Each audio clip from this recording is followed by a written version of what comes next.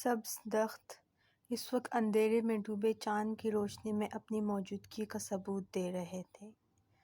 قدموں کے نشان سڑک پر پڑے پتھروں کو پیچھے چھوڑتے جا رہے تھے۔ رات کے پچھلے پہر وہ سنسان سڑک پر تیز رفتار سے بھاگ رہا تھا۔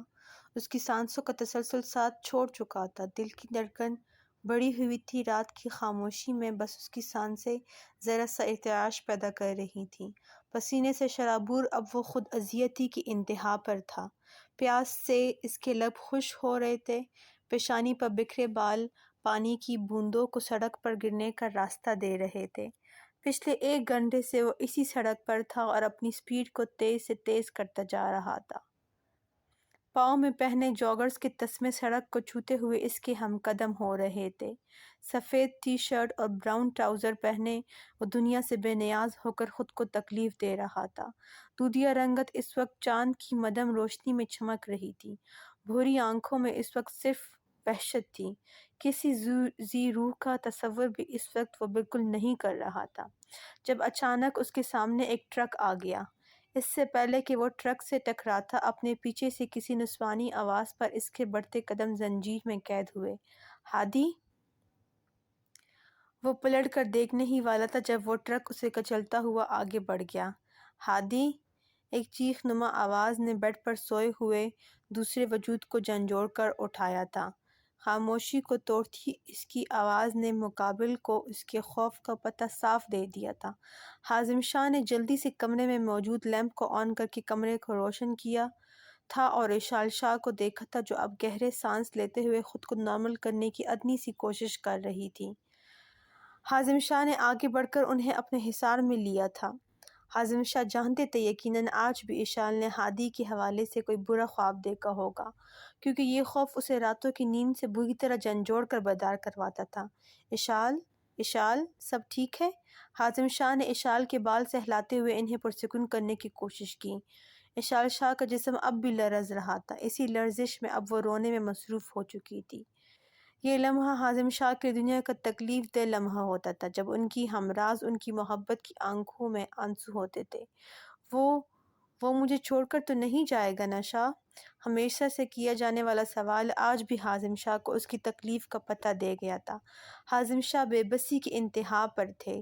تسلی دیتے بھی تو کیسے، جب انہیں خود معلوم تھا کہ ان کا بیٹا موت کے پیچھے بھاگنے والا کھلاڑی ہے، لیکن خود کو مضبوط ظاہر کرتے ہوئے انہوں نے اشال کی پیشانی پر بوسہ دیا اور انہیں پرسکون کیا۔ اپنے دائیں ہاتھ سے اشال شاہ کے بھیگے سرخ گالوں کو صاف کرتے ہوئے وہ مشکل مسکرائے تھے۔ وہ ہمارا بہادر بیٹا ہے شاہ کی جان، اس کے لیے تم دعا کیا کرو کہ وہ ہر امتحان اور ہر آزمائش میں کامیاب ہو۔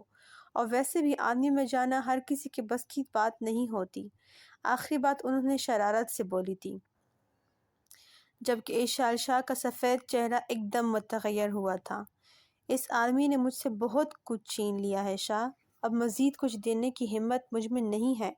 اشال شاہ کی بھرائی ہوئی آواز پر حازم شاہ نے سختی سے اپنے لبوں کو پیوست کر کے خود پر ضبط کیا تھا۔ اشال شاہ کا اشارہ کس بات کی طرف تھا وہ بخوبی سمجھ گئے تھے۔ ہم اس بارے میں بات نہیں کریں گے اشال، اب سو جاؤ۔ اور ہاں، آفس میں ہادی کی کال آئی تھی، پرسوں آ رہا ہے کچھ دنوں کے لیے۔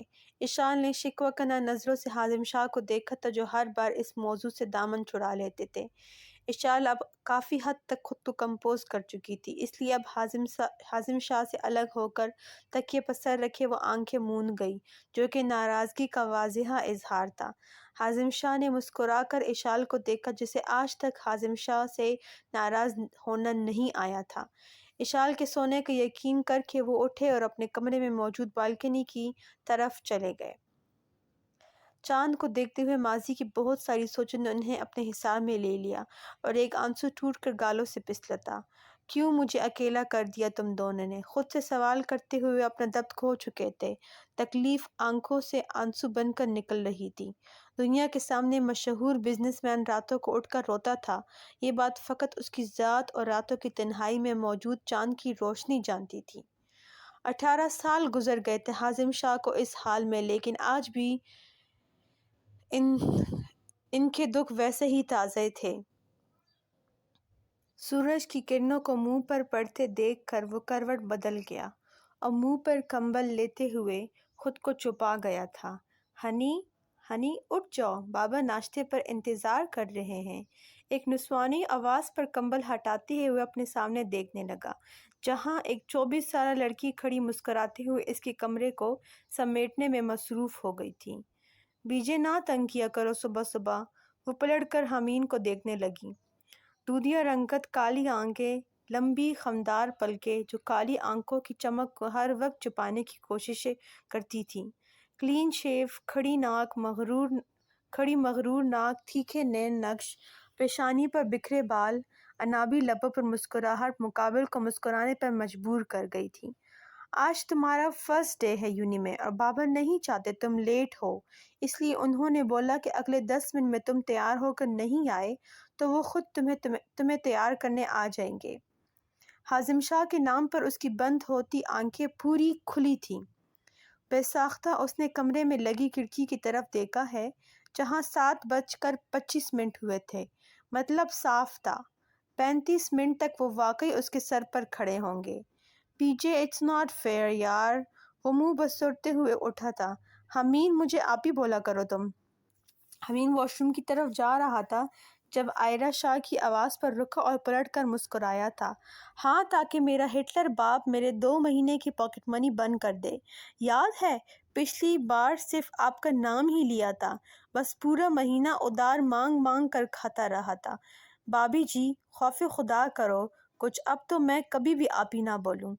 حمین کی ایکٹنگ پر عائرہ نے اسے گھورا تھا۔ تو پھر بابی بولا کرو، بیجے مجھے پسند نہیں۔ عائرہ کی بات پر وہ مسکراتے ہوئے اس کے قریب آیا تھا۔ بیجے ہی بولوں گا، بابی تو اولڈ فیشن ہے، اور بابی بولتے ہی ایسا لگ رہا ہے جیسے 50 سالہ خاتون سے مخاطب ہو رہا ہوں، اور ویسے بھی ابھی تو میں نے چچ بھی بننا ہے۔ حمین آخری بات شرارت سے بول کر اس سے 2 قدم دور ہوا تھا، کیونکہ عائرہ سخت تیور لیے اسے گھور رہی تھی۔ اب چچ کیا ہوتا ہے؟ عائرہ نے دانت پیسے تھے۔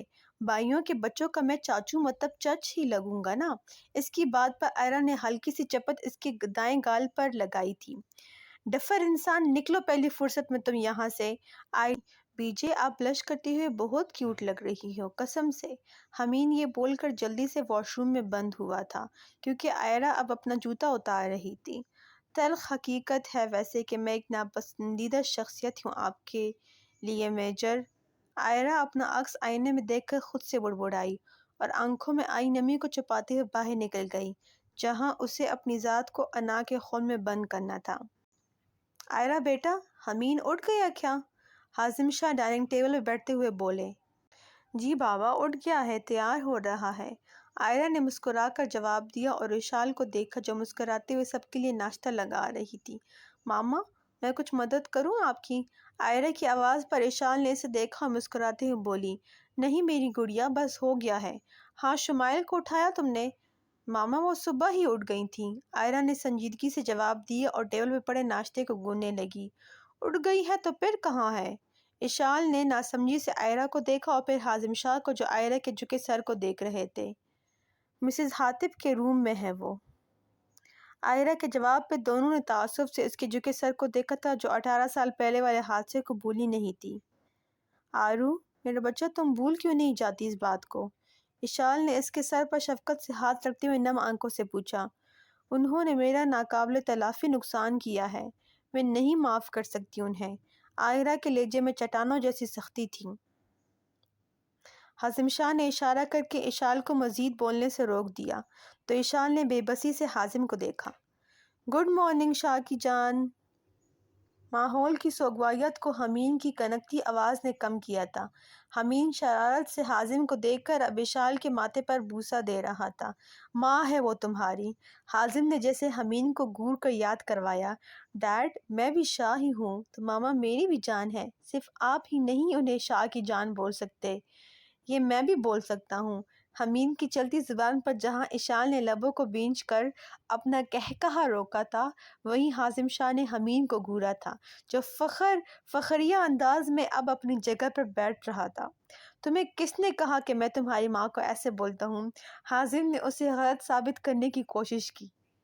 لیکن وہ بھول گئے تھے سامنے بیٹا شخص ان کا بیٹا امین شاہ تھا، جس کے آگے سوال کرنا اپنی شامت بلانے کے مترادف ہوتا تھا۔ او ڈیڈ، اب یہ باتیں کیا میں آپ کے سامنے بتاؤں؟ سب کے سامنے بتاؤں؟ ویسے پرسوں رات کو میں نے سنا تھا آپ موم کو شاہ کی جان بول رہے تھے جب ہم سب رات کا کھانا کھائے تھے تب۔ اور بس کر دو ہنی، اشال نے حازم کا سرخ چہرہ دیکھ کر بے ساختہ حمین کو ٹوکا تھا، جبکہ عائرہ مسکراتے ہوئے اب حمین کو دیکھ رہی تھی جو دنیا جہاں سے بے فکر ناشتے میں مشغول ہو چکا تھا۔ میری گاڑی ورک شاپ پر ہے حمین شاہ، تو آج مجھے آفس تک ڈراپ کرو گے؟ حازم شاہ ناشتہ کر کے حمین سے بولے اور بنا اس کا جواب سنے باہر کی جانب چلے گئے تھے، جبکہ حمین کا آخری نوالہ اس کے گلے میں ہی اٹک گیا تھا۔ اس نے اب اشال اور عائرہ کو دیکھا جو کہے لگا رہے تھے، موم، بیجے یار زبان پھسل گئی، پلیز بچا لے مجھے ہٹلر سے۔ حمین کی معصومیت دیکھنے لائق تھی، دونوں جانتی تھی کہ حمین کی شامت اب پکی ہے، جبکہ حمین جلد جلالت کا ورد کرتے ہوئے باہر کی جانب گیا تھا جہاں حازم شاہ کی گاڑی کی فرنٹ سیٹ پر بیٹھے اس کا انتظار کر رہے تھے۔ شرافت کی اعلیٰ مثال قائم کرتے ہوئے وہ سنجیدہ سے ڈرائیونگ سیٹ پر بیٹھا اور گاڑی سٹارٹ کر دی۔ حازم شاہ کی خاموشی اسے ڈرا رہی تھی، لیکن جلدی ہی اس کا ڈر ختم ہوا جب حازم شاہ کی آواز اس کے کانوں میں گونجی، حمین شاہ، یہاں سے یونیورسٹی کتنے کلومیٹر دور ہے؟ Dad, 5 kilometre. گاڑی روکو۔ حازم کی سنجیدہ آواز پر اس نے گاڑی روکی تھی۔ باہر نکلو۔ حازم کے حکم کو بجا لاتے ہوئے وہ گاڑی سے نکلا تھا۔ تمہاری کلاس 10 بجے شروع ہوگی آج، اور اب یہاں سے تم پیدل جاؤ گے یونیورسٹی۔ حازم کی بات پر حمین نے صدمے سے انہیں دیکھا تھا۔ ڈیڈ قسم سے مذاق کر رہا تھا۔ حمین کی جان جا رہی تھی یہ سوچ کر ہی کہ اس کا ہٹلر باپ اسے 5 کلومیٹر پیدل چلنے کی سزا سنا رہا تھا، لیکن میں مذاق بالکل نہیں کر رہا، اور ہاں، میں وکیل سے پوچھ دوں گا کہ تم نے پہلی کلاس لی یا نہیں۔ حازم شاہ یہ بول کر گاڑی لے کر چلے گئے، جبکہ حمین نے منہ بناتے ہوئے چلنا شروع کیا تھا۔ کیا ضرورت تھی حمین شاہ صبح صبح ہی سوئے ہوئے شیر کو جگانے کی؟ اب بھگتو۔ لیکن 5 کلومیٹر تو نہیں ہے، فاصلہ 2 کلومیٹر ہے، اسی لیے چھوڑ گئے یہاں۔ حمین بڑبڑاتے ہوئے روڈ پر چلنا شروع ہو گیا تھا۔ چاہتا تو ٹیکسی لے سکتا تھا، لیکن بقول حمین شاہ کے ٹیکسی والے کو پیسے دینے سے بہتر ہے بندہ 20 کا پھول لے کر ایک لڑکی کو پٹائے اور لفٹ لے کر اپنی منزل پر چلا جائے۔ اب وہ یہی کرنے کا سوچ رہا تھا جب سامنے سے آتی ایک لڑکی کو نہ دیکھ سکا اور اس سے ٹکرا گیا۔ ماما، آپ جانتی ہیں شاہ نہیں مانیں گے، وہ تو شمائل کو خود سے ایک دن بھی دور نہیں کرتے، اور آپ کا یہ مشورہ وہ کبھی نہیں مانیں گے۔ اشال موبائل ہاتھ پکڑے لاؤنج میں موجود صوفے پر بیٹھ کر آمنہ شاہ سے بات کر رہی تھی، جو اس وقت لندن میں مقیم تھی۔ اچھا ٹھیک ہے، میں کروں گی بات، آپ پریشان نہیں ہو۔ یہ بتائیں ہاتھ کیسا ہے؟ وہ دوسری طرف سے معلوم نہیں کیا کہا گیا تھا جس پر اشال نے لب بھینچ لیے تھے۔ ٹھیک ہادی، لرزتی آواز اور آنسوؤں سے بھیگا لہجہ مقابل کی پیشانی پر لاتعداد شکنیں بنا گیا تھا۔ جلدی سے ہاتھ ہٹاتے ہوئے وہ اشال شاہ کے مقابل آیا تھا۔ ماما، آپ ہر بار کیسے پہچان لیتی ہیں؟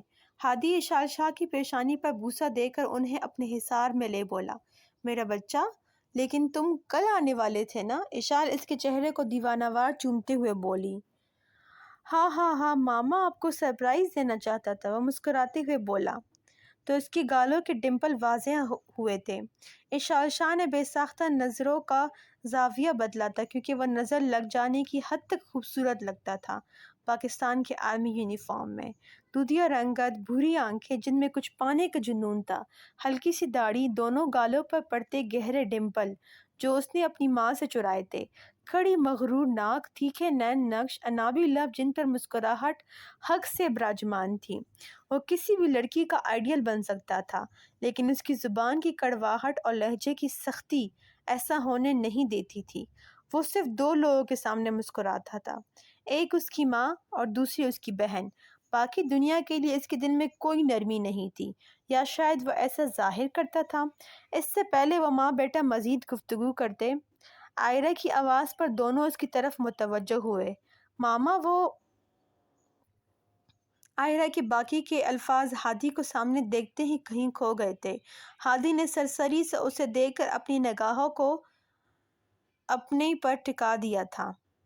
وہ منقوہ تھی اس کی، لیکن ایک دیوار حائل تھی ان کے رشتے کے درمیان، اور وہ تھی انا کی دیوار جسے کوئی بھی پلانگنا نہیں چاہتا تھا۔ کیا ہوا آرو؟ اشال شاہ کی آواز پر وہ جیسے ہوش کی دنیا میں آئی تھی۔ ماما، مسز حاتب کی طبیعت خراب ہے، شمائل آپ کو بلا رہی ہے۔ آئرہ کی بات پر ہادی فوراً حرکت میں آیا تھا اور اشال کو چھوڑ کر آئرہ کو نظر انداز کیے اصفہ شاہ کے کمرے کی طرف بھاگا تھا۔ آئرہ نے نم آنکھوں سے اس کی بے رخی اور نظر انداز کیے جانے کو سہا تھا۔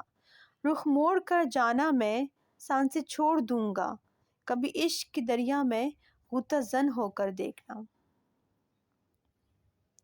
اللہ خیر، حمین کے منہ سے بے ساختہ یہ الفاظ نکلے تھے، لیکن جیسے ہی اس کی نظر سامنے اٹھی وہ کچھ لمحوں کے لیے تو بول ہی نہیں سکا۔ سامنے ایک 18 سالہ لڑکی تھی، دودھیا رنگت، کالی بڑی بڑی آنکھیں، چھوٹی سی ناک، عام سے نرم نقش بالوں کی ٹیل پونی کیے، گلابی لبوں پر قفل لگائے، بلیک کیپری پر ہم رنگ کرتا پہنے، گلے میں دوپٹے کو مفلر کی طرح اوڑھے وہ حمین کو گھور رہی تھی۔ اندھے ہو کیا؟ مقابل کی آواز حمین کو ہوش کی دنیا میں پٹک گئی تھی۔ نہیں، آنکھیں آج کرائے پر دے کر آیا ہوں، کہ مجھے معلوم تھا کہ ایک اور اندھا مجھ سے ٹکرانے والا ہے۔ حمین کی بات پر اس نے گھورا تھا۔ تمہیں لڑکیوں سے بات کرنے کی تمیز نہیں ہے کیا؟ تمیز سے تو دور دور تک میرا واسطہ نہیں ہے، ویسے کیا یہ کھانے والی چیز ہے؟ حمین کے برجستہ جواب پر مقابل لڑکی کو کچھ سخت سنانا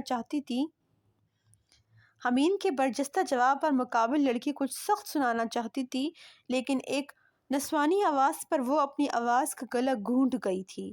آبیہ، ہم لیٹ ہو رہے ہیں، ابو انتظار کر رہے ہیں۔ آبیہ نے پلٹ کر اس نسوانی آواز کو دیکھا تھا۔ دعا کرنا مسٹر کہ اب تمہارا سامنا آبیہ شہروز ملک سے نہ ہو۔ حمین کو وارننگ دے کر وہ پلٹ گئی تھی، جبکہ حمین اس کی پشت کو گھور رہا تھا۔ دن ہی خراب ہے آج تمہارا حمین شاہ۔ خود سے بڑبڑاتے ہوئے اس نے موبائل نکالا اور کسی سے کال پر مصروف ہو گیا تھا۔ اپارٹمنٹ میں داخل ہوتے ہوئے وہ مسکرایا تھا، کیونکہ سامنے ہی اس کی پوری دنیا اس کی جانب کا انتظار کر رہی تھی۔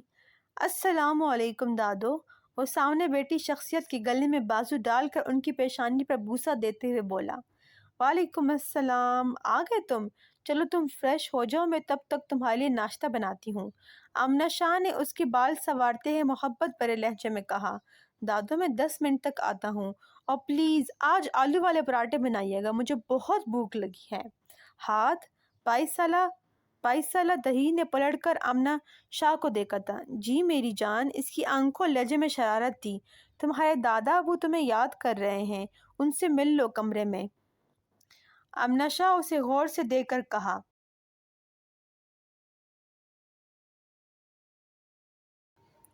گندمی رنگت، انابی لبوں پر سجی مسکراہٹ جو مقابل کو اپنے سحر میں جکڑ لیتی تھی۔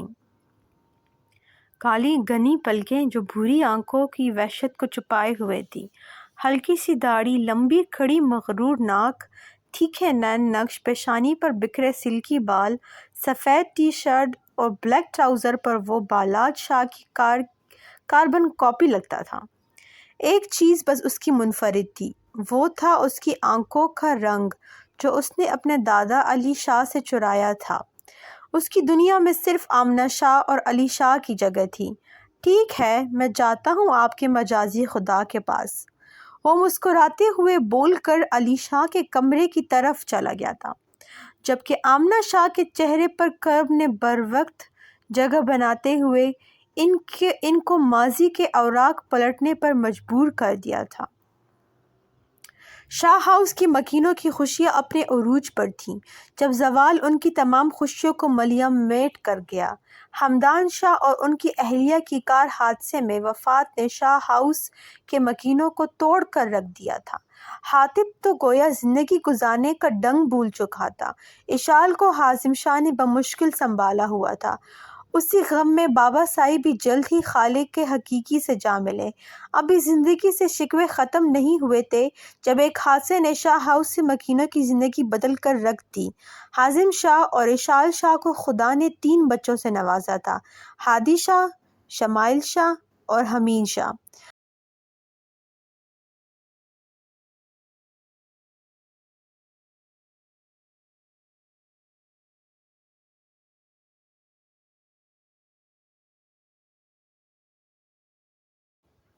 ہادی شاہ اس وقت آرمی میں بطور میجر اپنے فرائض سر انجام دے رہا تھا، جبکہ شمائل اور حمید ابھی اپنی پڑھائی مکمل کرنے کی تکودو میں تھے۔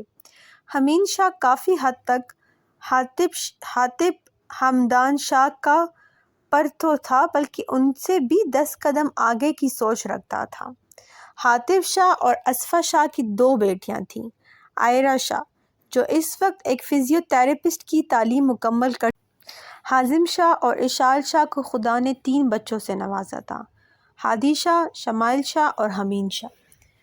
ہادی شاہ اس وقت آرمی میں بطور میجر اپنے فرائض انجام دے رہا تھا، جبکہ شمائل اور حمید ابھی اپنی پڑھائی مکمل کرنے کی تکودو میں تھے۔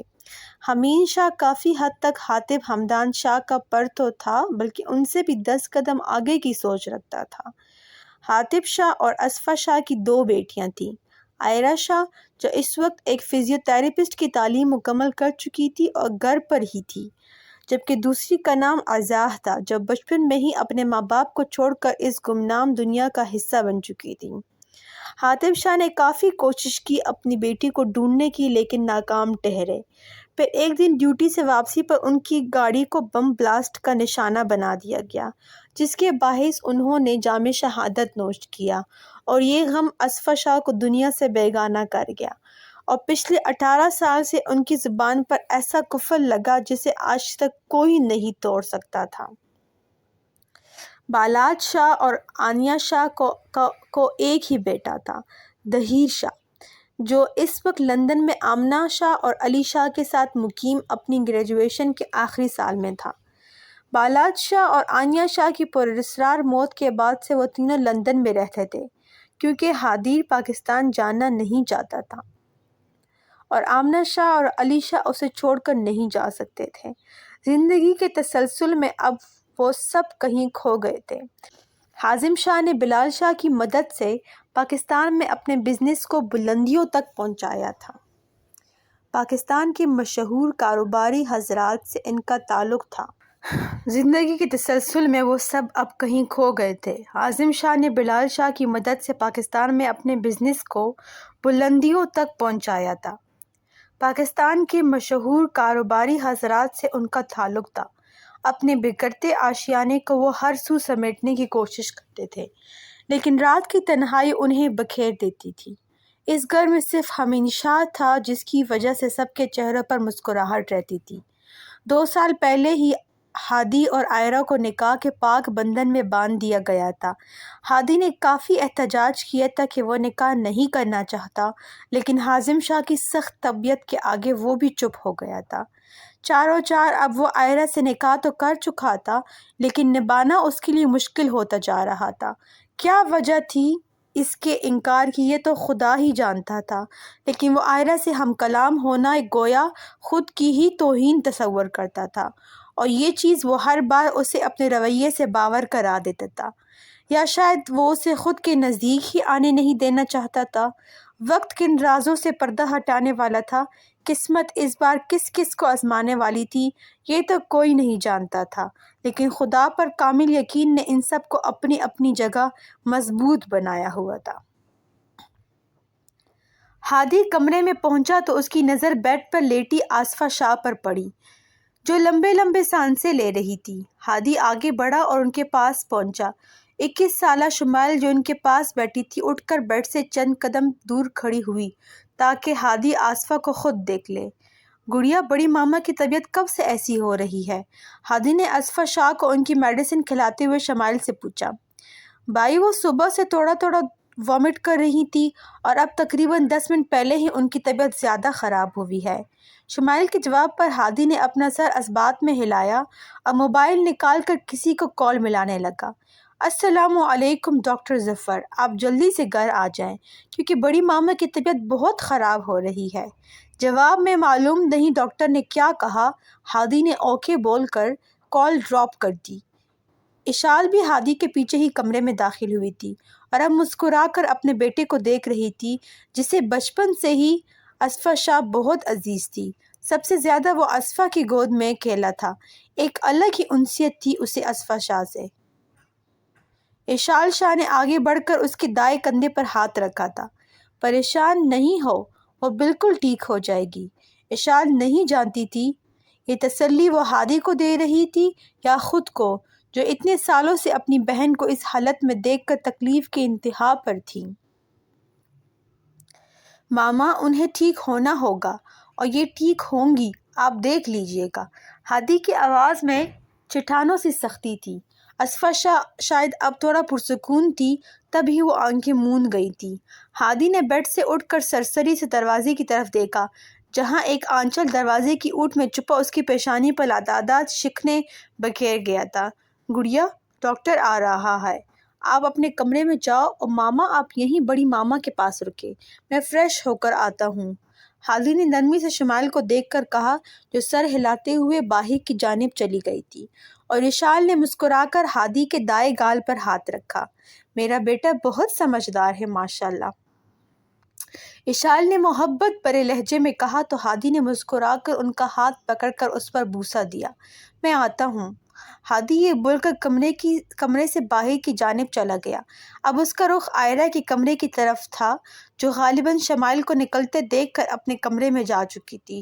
ہادی بنا دروازہ نوک کیے کمرے میں داخل ہوا اور نظر سیدھی آئرہ پر گئی جو الماری سے اپنے کپڑے نکال رہی تھی۔ آئندہ بڑی ماما کے کمرے کے آس پاس بھی مت آنا ورنہ انجام کی ذمہ دار تم خود ہوگی۔ ہادی کا لہجہ آئرہ کے لبوں پر زخمی سی مسکراہٹ لایا تھا۔ وہ پلٹ کر ہادی کو دیکھنے لگی جو اپنے غصے کو بمشکل ضبط کیے بری آنکھوں میں سرخی لیے اسے دیکھ رہا تھا۔ مجھے کوئی ضرورت نہیں ہے آپ کی بڑی ماما کے کمرے کے آس پاس جانے کی، کیونکہ میرا ان سے ایسا کوئی رشتہ نہیں ہے جو مجھے مجبور کرے ان کے پاس جانے کے لیے۔ آئرہ کے جواب پر وہ سختی سے لبوں کو پیوست کیے اسے گھور رہا تھا۔ اپنی زبان کی نشتر وہاں چلایا کرو آئرہ شاہ جہاں اس کی ضرورت ہو۔ بہرحال مجھے جو کہنا تھا کہہ چکا، آئندہ احتیاط کرنا۔ ہادی یہ بول کر وہاں سے جانے کے لیے مڑا ہی تھا جب آئرہ کا بیگا لہجہ اس کے قدموں کو وہیں ساکت کر گیا۔ حوالہ دینا ہی ہوتا ہے میجر تو اپنے نام کا دیا کرے، کیونکہ اس دنیا میں صرف آپ کا نام ہی میری پہچان ہے۔ خدارا اتنی ہی نفرت کریں جتنی بعد میں آپ کے لیے پچھتاوے کا باعث نہ بنے۔ وہ ہار رہی تھی اس کی بے رخی پر، لیکن مقابل کچھ لمحے رکنے کے بعد وہاں سے جا چکا تھا۔ نم آنکھوں سے وہ اسے جاتا ہوا دیکھ رہی تھی۔ آج اسے شدت سے اپنے باپ کی کمی محسوس ہو رہی تھی۔ وہ رو رہی تھی لیکن اسے چپ کروانے اور دلاسا دینے کے لیے کوئی نہیں تھا۔ شاید وہ خود بھی میسر نہیں تھی خود کو۔ ہاں ہاں ہاں ہاں ہاں، قسم سے ہنی مجھے انکل بہت اچھے لگتے ہیں جب ایسی سزائیں دیتے ہیں تمہیں۔ اس وقت حمین اپنے دوست کے ساتھ اس کی گاڑی میں موجود تھا جس کو اس نے کال کر کے بلایا تھا۔ اب ساری بات سننے کے بعد نائل ہنستے ہوئے اس کا مذاق اڑا رہا تھا جبکہ حمین نے اسے گھورا۔ تیرا باپ ایسا ہوتا تو پھر پوچھتا میں تمہیں، گھٹیا انسان۔ حمین اسے گھور کر باہر نکلا اور یونیورسٹی گیٹ سے اندر کی جانب چلا گیا۔ نائل اور وہ بچپن سے ایک ساتھ تھے۔ دونوں کی دوستی بہت گہری تھی۔ شرارتوں میں بھی دونوں پیش ہوتے تھے اور شرافت کا مظاہرہ کرنے میں بھی اول درجہ حاصل کرتے تھے۔ نائل بھی گاڑی کو لاک کرتے ہوئے اس کے پیچھے بھاگا تھا۔ ہنی یار بات تو سن، نائل اس کے سامنے آتے ہوئے بولا۔ حمین نے دایاں ابرو اچکا کر اسے سوالیہ نظروں سے دیکھا۔ ویسے مجھے بہت خوشی ہوتی ہے جب انکل تم جیسے دی گریٹ حمین شاہ کو چھوٹی چھوٹی سزائیں دیتے ہیں۔ تمہیں معلوم ہے نائل، کچھ لوگوں کو دیکھ کر لعنت بھی کہتی ہے۔ ہم سے نہیں ہوگا، یہ ہم سے اوپر کی چیز ہے اور بلا شبہ تم ان لوگوں کی صف میں اول ہو۔ حمین اسے گھور کر آگے بڑھ گیا جبکہ نائل دانت پیستے ہوئے اس کے پیچھے گیا تھا۔ اوئے ہیرو، بات سن۔ امین اور نائل کلاس کی طرف جا رہے تھے جب وہ 3 لڑکوں کا گروپ راستے میں کھڑا خاص طور پر امین کو متوجہ کرنے لگا۔ امین اور نائل نے پلٹ کر انہیں دیکھا۔ ایک لڑکا جس کی گندمی رنگت تھی، حلیے سے ہی وہ امین کو غنڈا لگ رہا تھا۔ مجھ سے کچھ کہا تم نے؟ امین نے انگلی سے اپنی طرف اشارہ کر کے پوچھا۔ ادھر آ۔ ایک لڑکے نے اسے ہاتھ کے اشارے سے اپنے پاس بلایا تو نائل نے مسکرا کر سر جھکا لیا، کیونکہ وہ جانتا تھا امین شاہ کیسے ڈیل کرے گا ان سب کو۔ امین شرافت کی مثال قائم کرتے ہوئے ان کے پاس آیا اور بولا، جی سر بولیں، نئے آئے ہو کیا؟ ایک لڑکے نے امین کو دیکھ کر بڑے رعب سے پوچھا۔ نہیں سر، کافی پرانا ہوں، تقریباً 18 سال پرانا ہوں۔ امین کے جواب پر نائل نے اپنے قہقہے کا گلا بمشکل گھونٹا تھا۔ ابے میں نے پوچھا اس یونیورسٹی میں نئے ہو کیا؟ لے اب اس میں نیا کہاں سے آ گیا؟ ابھی 10 دن پہلے ہی میں آیا تھا ایک سر سے ملنے۔ امین کے چہرے پر معصومیت کا راج تھا، جبکہ نائل کا چہرہ قہقہہ ضبط کرنے کے چکر میں سرخ ہو رہا تھا۔ نام کیا ہے تمہارا؟ موم ڈیڈ نے تو امین رکھا تھا، اب باقی کنفرم نہیں ہے۔ امین شاہ سے سیدھے جواب کی توقع تو گویا کبھی حازم شاہ نے نہیں کی تھی، اور پھر سامنے کھڑے لڑکے تو اسے جانتے ہی نہیں تھے۔